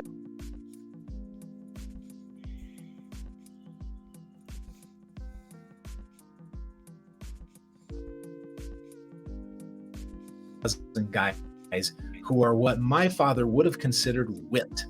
Their decision making is dominated by their wives and girlfriends. And over the course of my career, I've met probably dozens of men who are so tyrannized by their wives that they can't have the friends that they want. Tyrannized. They Wow. can't say what they want. They can't even run their careers they want. I knew a guy recently who was up for a great promotional opportunity, but it would have involved travel. And he knew that his wife would have had such a tantrum out of town that he just skipped it altogether. And a lot of times it's guys like this, guys who are smart and motivated and successful that are not living the lives they want to live. So how do you end up in this situation? Well, with most problems in living, you get there through a series of small decisions. And they're Uh-oh. Hold on. It's buffering. usually motivated by a belief, whether it's addiction or obesity or just being broke. You do the things along the way that get you there. And in this case, the belief that sits behind it is the belief that your wife should never be unhappy. And that's really the core of happy wife, happy life. On the surface, it sounds great because we're men and we're fixers and we want our wives to be happy. And there was even a study a few years ago that said that in the long term, men are happier when their wives are happy. Well, no shit, that's not rocket science. If you're gonna get married, you should be generally content and appreciative of their existence. Exactly, right, But this right, belief that she should never be unhappy is a dangerous one. If you believe it, and if she believes it, then the two of you are going to act as if her happiness is the center of the universe, the most important consideration. And I've never met your wife or girlfriend, probably, but I can assure you that her happiness is not what makes the galaxy spin. Nevertheless, if the two of you act on that belief, then it's going to evolve into this ungodly monster where the two of you think that she should never even be mine.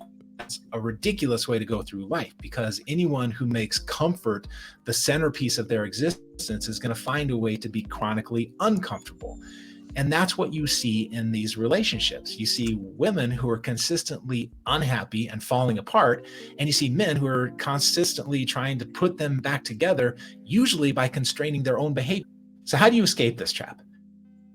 Well, you get out the same way you got in, threes of decisions. But this time the decisions, rather than being motivated by your fear, are going to be motivated by your values. They're going to be motivated by the question, what kind of man do you want to be in the world and in your relationship?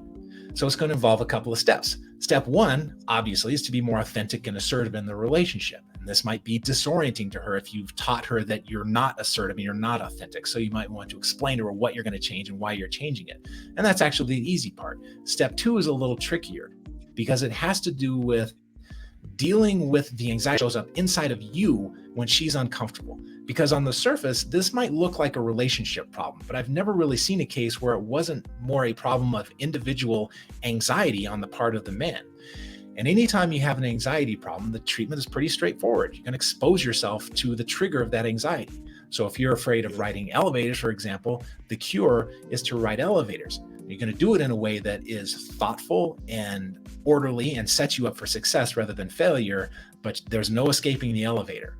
And in this case, the trigger is her unhappiness. And so you expose yourself to her unhappiness, not by tormenting her, obviously, but just allowing her to experience the normal everyday disappointments and unhappiness that comes along, and knowing that you will get through it, you'll survive it, you'll come out the other side a little bit stronger. There are a couple of possible outcomes when you make a dramatic change like this in a relationship. One possibility is that she just calm down and become happier because her man is finally showing up. If you think about this from her point of view, no healthy woman wants an obedient doormat for a husband. A healthy woman wants an assertive, healthy man in her life. But the other possibility is not quite that healthy, and that her discomfort is going to be so intolerable to her that she's going to fight to gain control over you, the relationship. And if that's the case, then it's going to be a rough transition, and you might consider getting a psychologist on your side to help you through this. And if you do that, I think there are things you should look for. Number one, you want somebody who's well-versed in anxiety, because as I said, this is typically an anxiety problem, and it's easy to make anxiety worse. But number two, you want somebody who's friendly to the male experience. You probably don't want the social worker who has an undergraduate in women's studies, because she's not going to get it. You want someone who's well-versed in the tradition on anxiety and relationships, but also someone who has stepped off the path and has looked at the information that doesn't get a lot of airplay in academia. Names like Jordan Peterson, Robert Glover, maybe even further off the beaten path, like Rollo Thomas or myself. And if a clinician can talk about these ideas and these people without contempt, then they might be the person that can help you devise a plan to get out of this in a way that makes you happier and makes her happier. So when should you make this change? Well, how about today? If you're headed down this path, but you're not too far gone, then there's no better time than right now to reverse course and reclaim your future. But if you have traveled pretty far down this path, like the man who gave up the promotion, I can understand where you'd be hesitant. Men will stay in these situations indefinitely, knowing that if they change their behavior and start being more assertive, that it could divorce. And they've done the math. They know that as miserable as their women are making them right now, they're going to have the power to make them 10 times more miserable when they're divorcing. And I'm not going to blow sunshine and tell you that that's not a possibility, because it absolutely is. But here's the thing. Men who are trapped in these situations usually end up making some kind of change eventually anyway. They just wait until there's a crisis or until they can't stand to look at themselves anymore. And so one possibility is to skip that whole waiting process and to start making the change today. But you're the only one who knows what the cost will be. And so it's not for me to make any kind of recommendation. But I will leave you with this, that life is short, and maybe it's too short to be in a miserable relationship. All right, fellas, that's all I got for you today. I had to put that up because he is giving to go about it. You know, he's why there's no reason why anybody needs to be miserable in their marriage, and it's okay if Gary finally said, Grace, I'm tired of putting up with your shit. I'm changing my ways. You are rejected. And if I say, no, I don't want you to change, and then, okay, well, we're going to counseling. And if that doesn't work, then I'm walking away. Look, I'm not in letting people, for all means, I don't want any marriage to end. But I don't want my men and men in general to be miserable. I need y'all to be happy, belly full, nut sacks empty, and ready to protect and provide for us. Because when y'all walking around here wound up tight and miserable and backed up, y'all can lash out really bad. Y'all lash out to the kids, y'all lash out to the wives, y'all lash out to the dogs, and it's not good. It's not good. And women, we got to change. We have to embrace the fact that men need love and affection and want to be listened to, want to be respected just as much as we do. Who the fuck are we to think that it's the world revolves around us? And this is the point of this whole live tonight. No more happy wife, happy life. It's happy spouse, happy house. Men deserve to be happy in their marriage. I remember when I was planning my wedding with my ex-husband, I made sure I included him in every step of the way of our marriage, of our wedding, because I told him, you know, he was a typical guy. Oh, I don't want to go. I said, don't you want to enjoy the cake that we're going to eat? I don't want to eat on the day of the wedding. Why did you pick this cake? Okay, the food. You should be able to know what we're having. So he had to go to everything with me. We picked the cake together, the food together. The only thing he didn't see was the dress, of course. We picked the venue together. Everything was done together because it was just his day as much as it was mine. And women, you need to get out of that fairy tale thought of mine that it's all about you. Because without that husband, you can't get married. Without that man, you can't have a baby. So they are valuable. We need them just as much as they need us. I'm done ranting right now. What did you guys think? What did you guys think of that video? Gary, So what do you think of that video? so two parts stuck out. One in the beginning when he said the wives that tyrannicize their husbands. So that's one. And then the other part was when he talked about husbands that get anxiety. So those two points there goes back to me talking about the beta male. Like, ain't no alpha or dominant male gonna get anxiety trying, letting his wife know, like, look, this is what I'm gonna be doing, or oh man, if I say this, she's gonna get mad. No, like that's not how this works. Like, no alpha male or dominant male is gonna let his wife tyrannicize him, right? That's not gonna work. So to what I'm saying is that those 2 points there that stuck out. So clearly, it's I would have to say it's beta males or beta-like males that he's talking about, because ain't no alpha or dominant male going to tolerate that. You're absolutely right. But a beta male can change his ways, but he has to want to change his ways. He's going to have to want to change, but also too, he's going to want to, he's going to want to please his wife, right?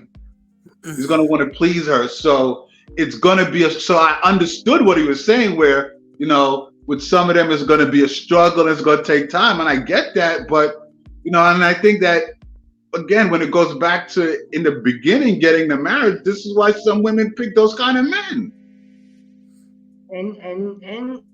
And you're absolutely right. Let's refer back to the same gentleman that I was dating. He straight up told me, "You're a spoiled brat." I said, "No, I'm not." Mm-hmm. He was like, "There you are." I know deep down, yeah, I'm a spoiled brat, but I have learned to control that because I'm older now. He was like, "I'm just waiting for the temper tantrum to kick in." I said, I'm not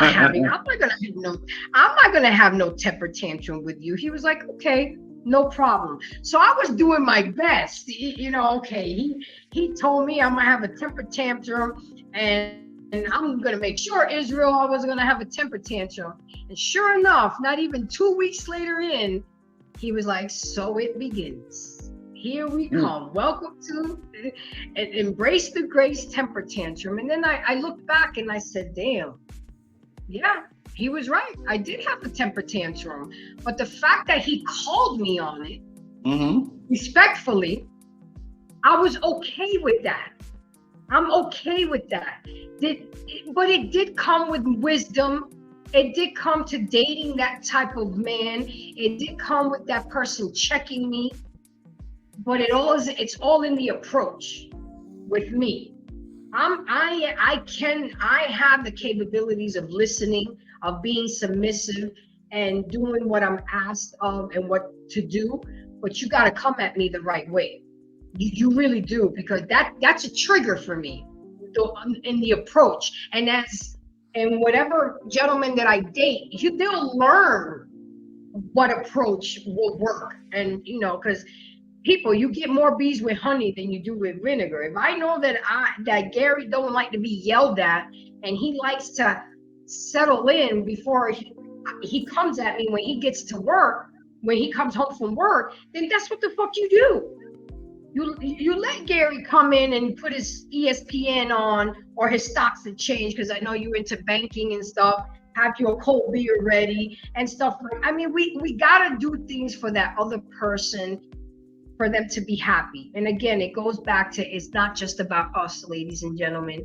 And my gentlemen, take your place at the end of the table, at the head of the table. Israel, what did you think about that video? I thought the video was excellent. I'd like to hear more from that guy, so send me that on Instagram, please. I sure will. I sure I will. like He that. had a lot of good. I'm like, ooh, this is a good one. I try not to put too many videos because, as you can see, I'm getting better at sharing and passing the videos and all that. Gary, I even connected my laptop to a router today instead of Wi-Fi. Wow. Okay. Okay. Right. You found out how to Gary plug said, that blue wow. cable in, huh? Yeah, and I cleaned out my cookies and I cleaned out Good. all the downloads. So guys, we just put a new tire on the plane today, and it was Just put in the real time. nice. Okay. Good. Good. That's why it's flowing. Good. Good. Good. I Good. huh. My What is motto real? has always been fuck your feelings. And sometimes women have a problem when I say that. And my response is fuck your feelings. I still don't care. But Well, I think you use that contingent upon on who the woman is. Because if it's no. somebody, I mean, are you telling me, Israel, if it's somebody you care about and somebody that's dear to you, you're still gonna say fuck her feelings? Yep, I've told my mama fuck her feelings. Feelings don't matter. Okay, They ain't built shit. I think sometimes people get caught up in the emotional aspect of things and not anything tangible. And just like happiness, feelings constantly change. So I don't have time to be running behind somebody asking them, well, how do you feel? How do you feel every fucking 5 minutes? I just don't have the patience for it, especially not at my age. I just don't have the patience for it. And then the girl asked me, she says, well, what's the most important thing in a relationship? And I thought about it for a second. I said the lights. She said, what you talking about? I said, nothing makes your coochie wetter than them lights being on. And then she started to the give me refrigerator. Huh? Hot water, What you said? right? And food in the refrigerator. No, if you ain't got no lights, that light ain't coming on in the refrigerator. The refrigerator the food gonna spoil. Think about how much shit is connected to the lights. Right. That's right. That's right. That's right. And you gonna be mad as hell. I don't care what that man was supposed to do. If you come home and you gotta sit in the dark, you gonna be mad. You are gonna be cat shit mad. You gonna be crazy as hell. You can't eat. You gonna eat in the dark? You gonna cook in the dark? Nah. Them lights got to be on. You're absolutely But, right. She took it, it was kind of, I said it in a jokingly way, but then when she really started to think about what I was saying, she was like, that make a lot of sense what you're saying.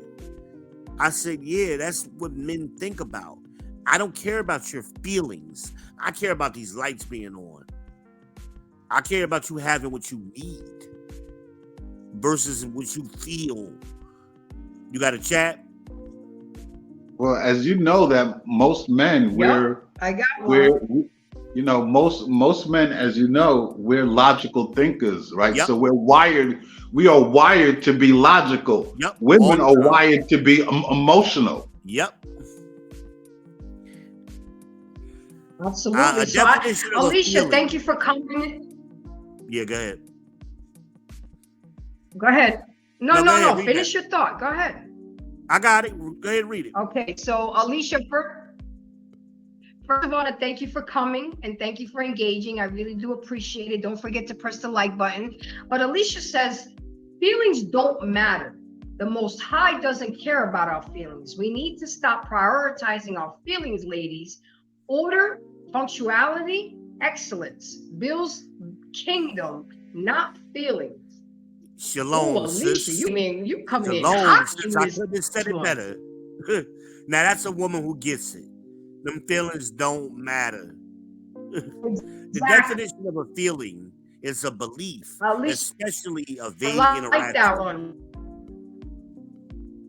A feeling is a belief, especially a vague or irrational one.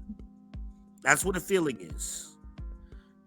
You know, and I had to learn as I got older that you do not make life-altering decisions based on an emotional status. Oh no. Yeah. That's No, you why can't do that. I learned to count to 10 backwards, or even take a 24-hour cooling period time and really like think things out.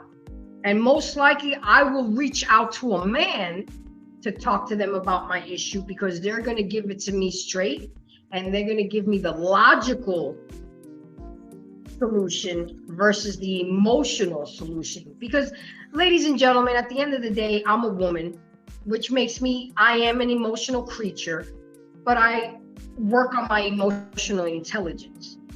And that's the only way you're going to get better at this and get along with men, is you work on your emotional intelligence. I'm not telling you to stop being women. I'm not telling you to stop being emotional.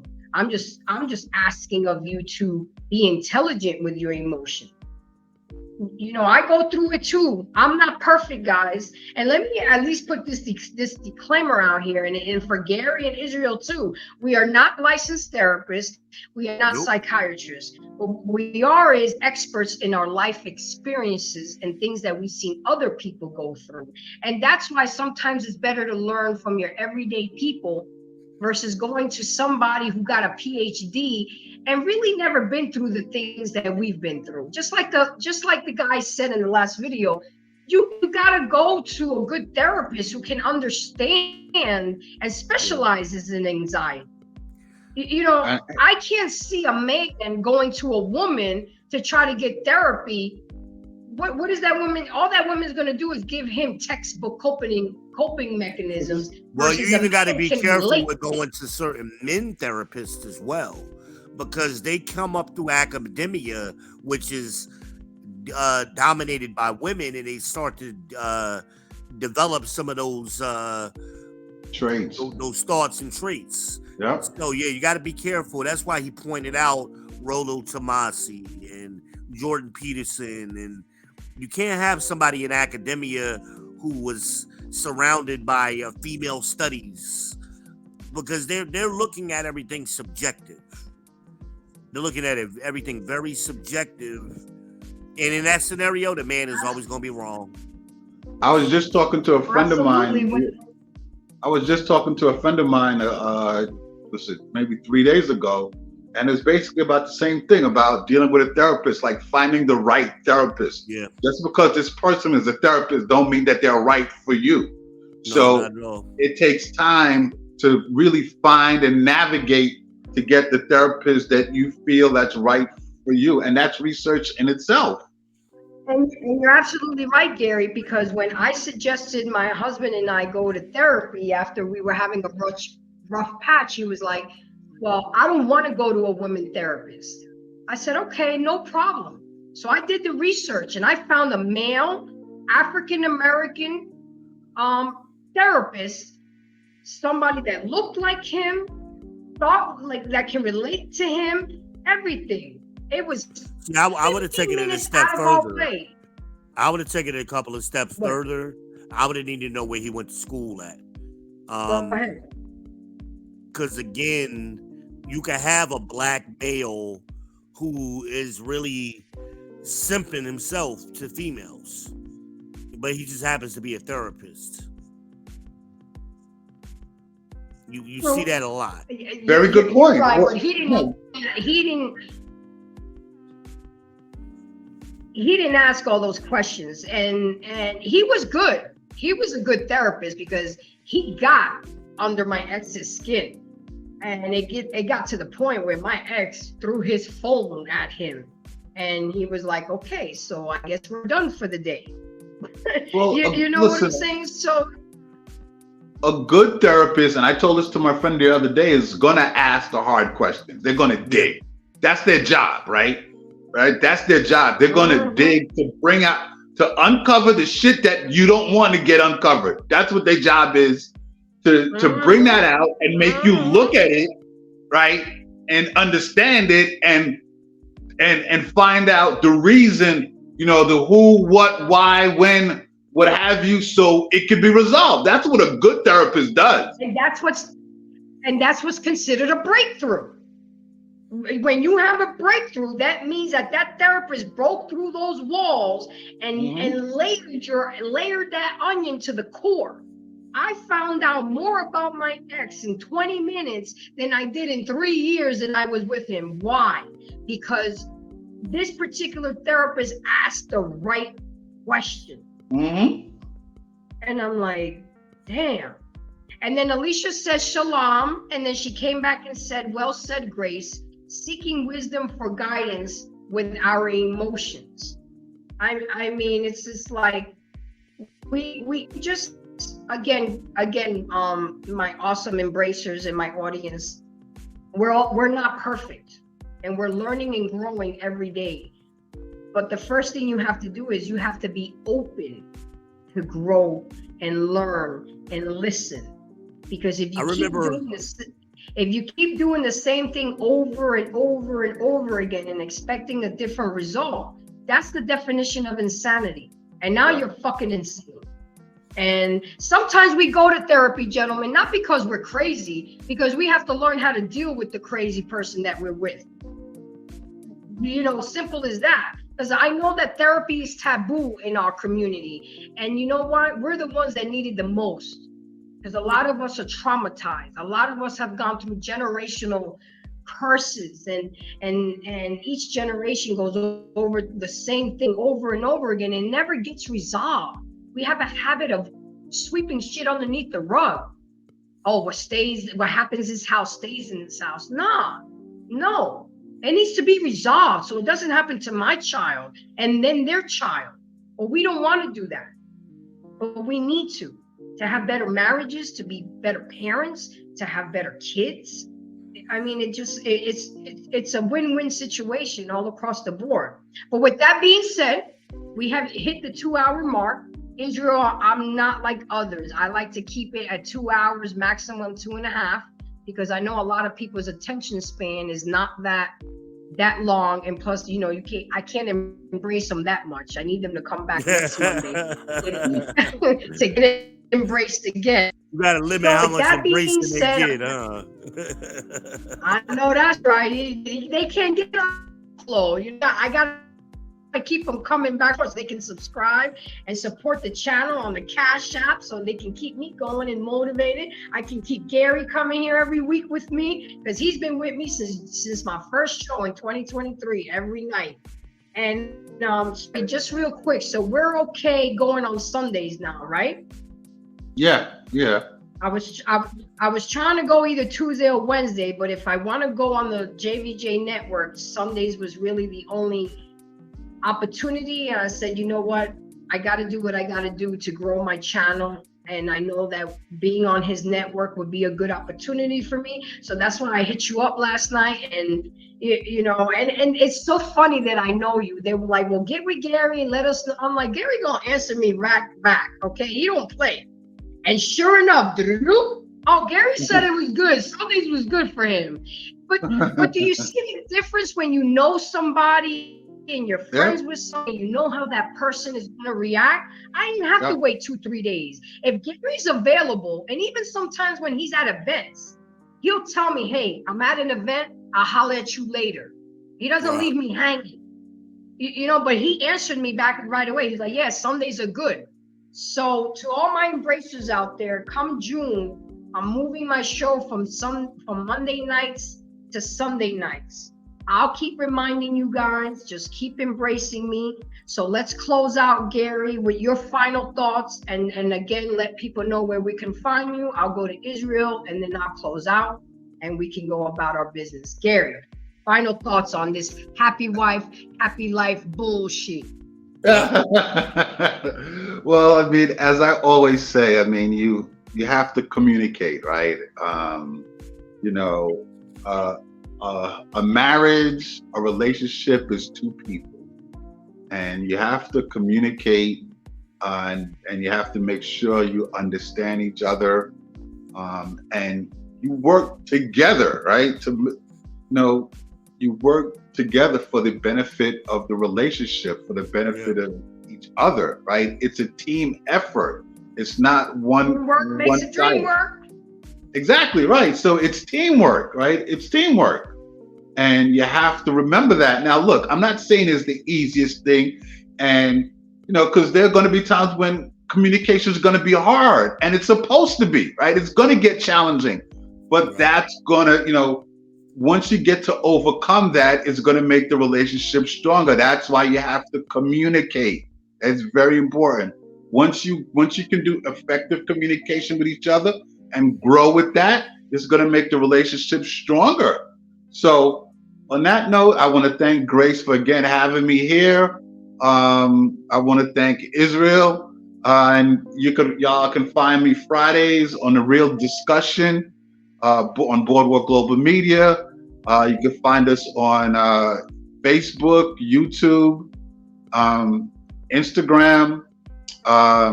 You can look for the Real Discussion, Facebook and Instagram, and that's it. And again, What thank time you. on Fridays? From 8 p.m. to 10 p.m. Israel, I'll send you the link, okay? I'll send you the link. So with that being said, right. Israel, go ahead and give me your final thoughts and let people know where we can find them. Know you'll call them right back. You almost Yeah, done. I did. Before that, did you want to read your chats?